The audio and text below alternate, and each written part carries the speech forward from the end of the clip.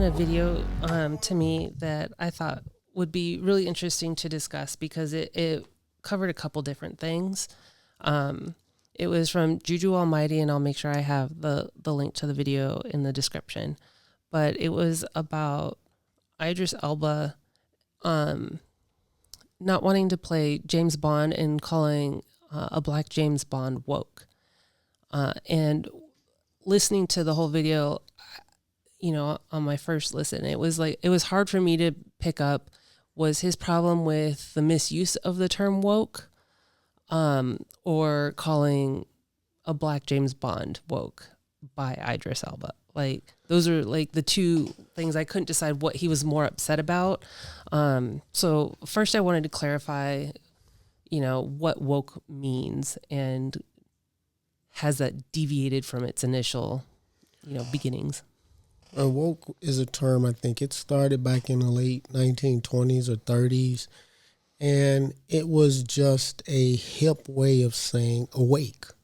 It was a black cultural term. And as opposed to saying awake, they said woke, which means what you think it means: to stay awake, to be aware, to be conscious of what's going on with you and around you, and how you're interacting with your environment and how it's interacting with you, and be cognizant of your belief system, morals, ethics, all these things. Mm-hmm. Awake, it's a deep dive. Mm-hmm. And so, but it was to encompass all of that originally was just stay woke. Mm-hmm. Now, in modern times, that's taken, into a political context, mm-hmm. where, people, being woke means to be partially aware of something. Mm-hmm. You're not fully cognizant of certain things. So when Idris Elba says James Bond, a black James Bond would be woke, mm-hmm. To put that in context, what he's saying is that because of this progressive moment that we're in or we're having, you think that a black man playing James Bond, it should be the natural next step in progression. Mm-hmm. And so what Idris Elba saying is, no, it's not. That's woke, because he may have a deeper or a richer understanding about what the James Bond character represents, and he doesn't want to portray that character within that context. I see what you mean. So, like, saying it's woke is you're not fully understanding all the aspects of the character, right? Or the subject, or the matter, or whatever mm-hmm. it is that you're woke about. Mm-hmm. So, James Bond is the reinforcement element of the crown, mm-hmm. or more succinctly put, a colonial power that wants to maintain the status quo. Right. And so, James Bond is technically the anti-villain, the anti-hero in his storyline. He's, the villains that come on the James Bond movies, we look at them as the antagonist, but they're agents of chaos. Mm-hmm. And they are there to upset the status quo that James Bond is meant to maintain. Mm-hmm. And when you look at it, take a closer look at it like that, what is that status quo? That status quo is the crown, mm-hmm. or a colonial power. Right. And so, Idris Elba is right. Yeah. If you got a much deeper understanding of the concept of James Brown and what James Brown represents, what James Bond represents, then you'll understand it's woke to think that a black man should just automatically play James Bond. Right. Especially, you have to take into context what colonial power is in, on this globe and what it has done. And I think when you understand that deeper context, it like he said, it is woke. When you understand that deeper context, it gives precedence over, think considerations like representation. Yeah, I think I understand what you're saying. I mean, to me, I'm a James Bond fan. Mm-hmm. So, you don't go into the depth of him being maintaining a colonial authority, if you're just sitting in a seat to be entertained. Yeah. Okay. Idris Elba is a classically trained actor, and he has to go into a mindset and go into the psychology of a character, and he needs to understand his characters at a cellular level. Mm-hmm. Maybe that's just something he doesn't want to do with James Bond, understanding the concept James Bond represents. Mm-hmm. And, he seems to be, doing okay in the decisions he makes for himself. Right. So maybe that's just something he doesn't want to do. But he is right when he says that to play James Bond is woke. That's the key. And so I think sometimes we got to take a step back and stop thinking that we know everything and study a little more, open up books, read books. Yeah. Don't, get educated online entirely. Short video clips that you can't fit all of it in. Yeah, you can't, open up books and finish books. Right. And it's going to give you a much richer understanding of these concepts, because if nobody's finishing books, then it does lead to this culture of woke. Mm-hmm. Go ahead. Well, I was going to say, how does representation play into this? Because it is important for everyone, but is it getting just a little too, over ambitious for everyone to play everything, or is it, more nuanced? You know what I mean? Yeah, moving forward, in the past, one of my pet peeves was, the Ten Commandments. Yeah. So you got an entirely, and of course there's people and academics and everybody's going to argue to this day that Egypt was not, this was not an entirely black civilization. So you've got people that's going to argue that today. The people that really know, they know better. Right. What Egypt was founded on was over 20,000 years of African spirituality. Mm-hmm. Now, when you go in there and you open up that Pandora's box, this obliterates everything. Mm-hmm. Because it took them, 20,000 years to, and this can be verified through Egypt or Kemet's spiritual relationship with the rest of the entire continent. Mm-hmm. The flora and fauna that's used in the hieroglyphs is throughout the continent of Africa. Mm-hmm. Not over the sea, not in the Levantine, not in the Mediterranean. Right. And the spiritual science that is the most important element of what ancient Egypt or Kemet was, that is African. Mm-hmm. There is no such thing as this being anything other than an African country. Right. Now, it was carved out for geopolitical purposes, and somehow now it's not in Africa, it's magically in the Middle East. Yeah. But that's a different subject. Mm-hmm. But Egypt is African. Mm-hmm. And so this is why the Kushite kings came up and fought for Egypt. Mm-hmm. it would kind of be akin to a foreign power coming in and just taking over Washington, D.C. Let's say the Scottish swam across the Atlantic and they came in and they overtook Washington, D.C., and then they claimed Washington, D.C. was always Scottish. Right. You know, as opposed to American, I mean. Mm-hmm. But that's the same concept with Egypt. So my pet peeve was the fact that nobody has ever been fully represented.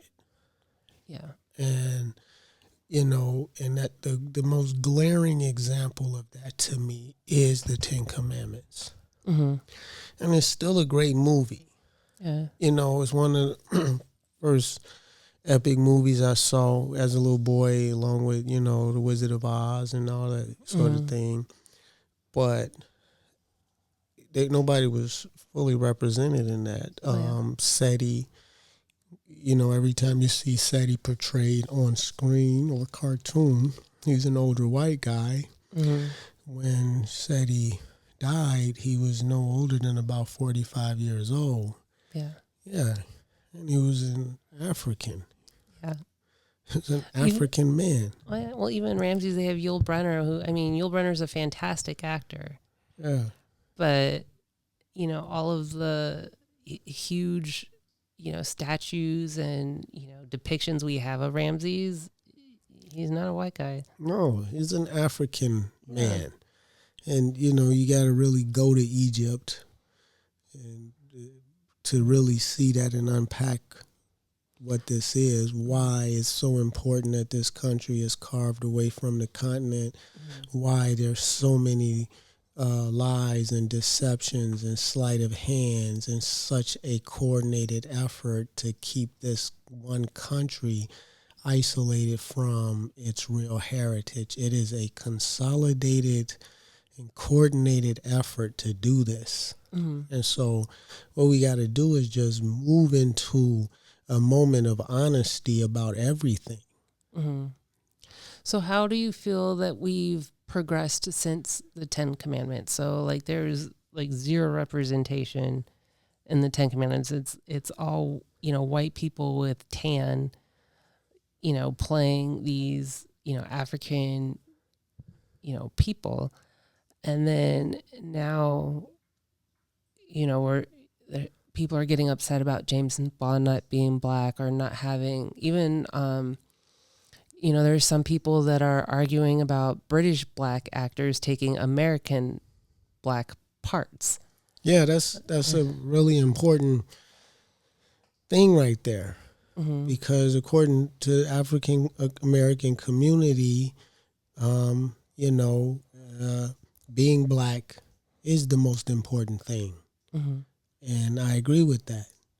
You know, being black, there's nothing more important than that, because if it's not the most important thing to you, it is the most important thing about you to your environment. Mm-hmm. The country we live in, it's very important to that country that we're black. So it should be important to you.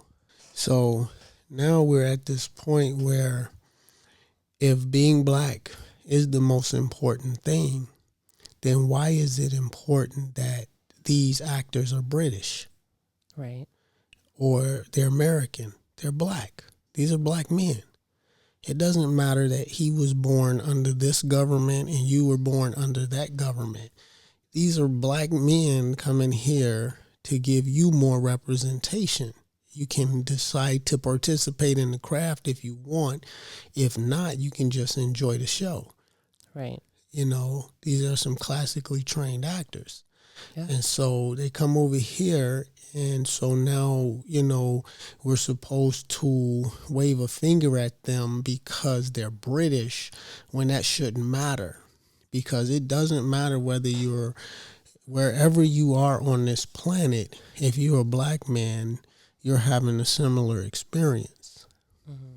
You see what I mean? Your environment is relating to back to you in some very similar ways, no matter where you are, no matter what your bank account looks like. Right. Yeah, I remember years ago there was a account of Oprah Winfrey wanting to go shopping somewhere in Italy. One of the high end stores, she wanted to go shopping, and they either didn't know it was Oprah Winfrey or they didn't care it was Oprah Winfrey, and they didn't allow her to go shopping. Oh, Yeah, this is Oprah Winfrey, right. Like, she's good for it. yeah. She's good for it, but she, the experience and the work that she's put in, and the years of dedication to her craft and all these things, she should not have had that experience. That experience came to her because she was a black woman. Right. For no other reason. Yeah. But at the same time, you're supposed to pretend you're not black.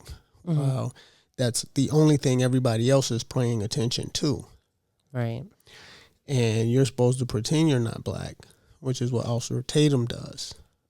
That would be like convincing a lion that he's not a lion so you can do whatever you want to do to him. Because he has no idea he's a lion. Yeah. You know what I mean? Because you can't trust that if he knows he's a lion that he would behave himself. You see what I mean? Yeah. So you don't even want him to know he's a lion. Yeah. Well, there's a that's in Wolf Hall, when Cromwell's talking about Henry VIII. Sorry, that's deviation, but it's something like I think you're thinking about the Tudors when it was Thomas More was talking to. Thomas More was having a conversation with the Bishop. Bishop Fisher. I think. It was Bishop Fisher. He was having a conversation with Bishop Fisher, and it was in reference to Henry VIII. And they said, don't let the young lion know he's a young lion. You know what I mean? Don't let him see his claws. Something to that effect. Yeah, it was a warning. But getting back to representation, like, it's important for everyone to be represented, but do you feel like we're trying to push it past, like, natural boundaries, or is it all to the better just to stretch it out and progress as far as possible for anyone to play anything? It's acting, it's the craft of acting, and so in some respects anybody can play anybody. Who cares? Okay. If there's a historical relevance, if there's something that needs to be understood historically about that moment, about that individual or that experience or something, maybe it should be correctly represented. Like I said, for me, that's Egypt should always be portrayed as being black people. Yeah. It shouldn't be portrayed as anything else, and we never see it as anything else. And in fact, if you try to put anybody in Egypt as black, the whole world has a fit. Right. Everybody has a panic attack. Academia is not allowing it. Yeah, academia as a whole just goes batshit crazy. Yeah. Just because you're portraying Egyptians as black, which to me is the most ridiculous. It's like, getting upset. You know what I mean? Still, my favorite is the fact that Egypt is the Middle East and it's not on the continent of Africa, even though it's like physically attached, like on Africa. Like, it's not even like. It's not only that, it's attached to Africa spiritually. Yeah. It is it's the culmination of 20,000 years of spiritual practice and spiritual study and research and cataloging and astrology.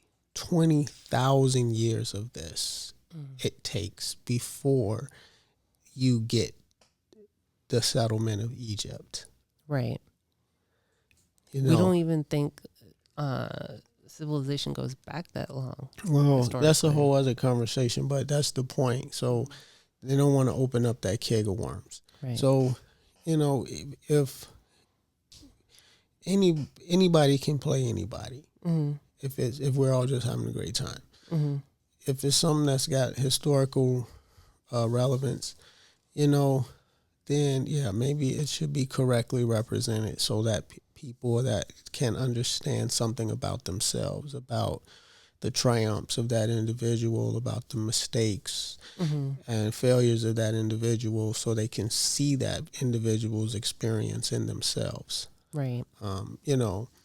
So if we're going to do a movie about, Queen Elizabeth, I don't think they should find a Jamaican actress Yeah. to play Queen Elizabeth.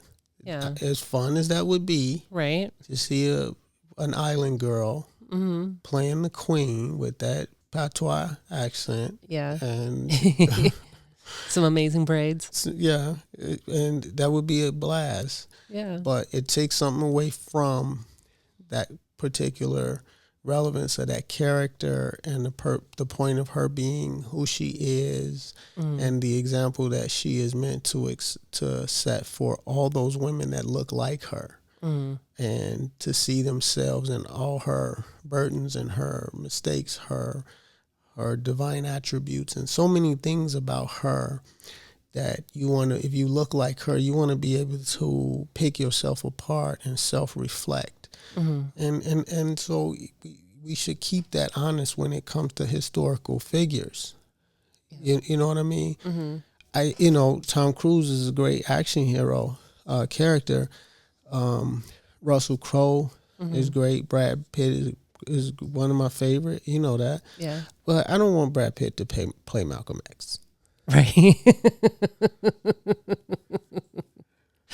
Right. And if there's a white boy alive that could play Malcolm X, it'd be Brad Pitt. Right. He does get really into He'd kill character. it. Yeah. But I think it Malcolm still doesn't quite work. It doesn't quite work. You lose so many fundamental and so much fundamental integrity to Malcolm X's personal experience and his journey. That all that's lost if Brad Pitt does it. Right. Well, what do you think about all the hoopla that's going on about Lupita Nyong'o playing Helen of Troy, when historically she very well could have been? Well, this is the thing. Christopher Nolan. Yeah. This is his project, right? Yeah. This is an extremely intelligent guy. He knows what he's doing. He's very calculated. Now he's in a position where he's supposed to compromise the integrity of his art to the person that's just simply supposed to buy a ticket. Right. You have no idea, clue to anything, any parts of the thought processes, or possibly the 10 years that he'd been going over this project in his head and in his hobbies before he decided it's time to start putting this project to work. He's probably been with this project a very long time. He probably sees himself in Odysseus. Right. And he's a creative. He's a master of his craft. Now, if you go back and you don't go through this pseudo-intelligent thing, and you go back and you do real research, the Greeks represent a very, very unique moment in human history. Okay? And the Greeks are not like any other civilization before or after them. And I'll tell you why. Before Greece, when you had Egypt and you had Africa that thrived and created a peaceful world for thousands of years. If you were African, your gods were black. Yeah. If you were Roman, and any time after Rome, your gods were white. You were white and your gods were white. If you're Norse, You're white and your gods were white. If you're German, you're white and your gods were white. If you're a white guy and your Jesus is white. Everybody's gods looked like them except the Greeks. The Greeks were white people, but their gods were black. Really? Yeah. Well, they learned everything from Egypt. They learned everything from Egypt. Like Pythagoras spent. Egypt was seen as the land of the gods. Divine qualities had been achieved. This wasn't a theoretical moment. This was a practical moment. The gods walked amongst men. And the Greeks were a civilization that was born thousands of years after the pinnacle of Egypt, divinity in Egypt, had been achieved. And so the Greeks came down there to learn. And they recorded everything. Right. All of a sudden, nothing's recorded, because people will let you do their research for them. They don't do their own research. Yeah. And so we're dealing with a very unique moment in time where the Greeks were white people, but they saw their gods as black.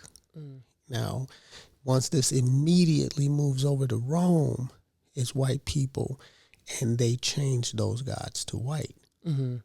You see what I mean? Yeah. And so, and this is very, very easy to validate. There's a little bit of due diligence. Right. Not a whole lot. They left a lot. They left lousy with receipts all over the place. Yeah. Yeah. So Christopher Nolan is, because we're having a spiritual moment, not just in the country, but on the planet. Yeah. Everybody is having a spiritual experience. And so Christopher Nolan is giving us a lesson to learn from. This is the one moment in time where white people saw their gods as did not look like them. Right. Their gods look different than them. And that immediately passes when we get to Rome. And so there's a very unique understanding, and this is why the Greeks are always considered the birth of Western civilization. But when they looked to their gods, they didn't see themselves, and they were okay with that. They were smart enough to be okay with that. I think the discussion on Lupita playing Helen of Troy is a woke discussion, because, like you said, it's turned into not knowing the full story. And like woke like how? Woke like people don't understand that there is this overlap in time where the Greeks were seeing black gods in a white society. And so it's not a stretch to think Helen of Troy or, any of their mythology is with black people. Of course. I mean, they left it in their coins. It's in their art. They wrote it in their literature. It's not that hard to find. I'm not going to sit here and quote it. I mean, not going to sit here and cite a bunch of sources. But if you want to do your due diligence out there, you can prove it, that they saw their gods did not look like them. For that, and that's what makes the Greeks a very unique moment in human history.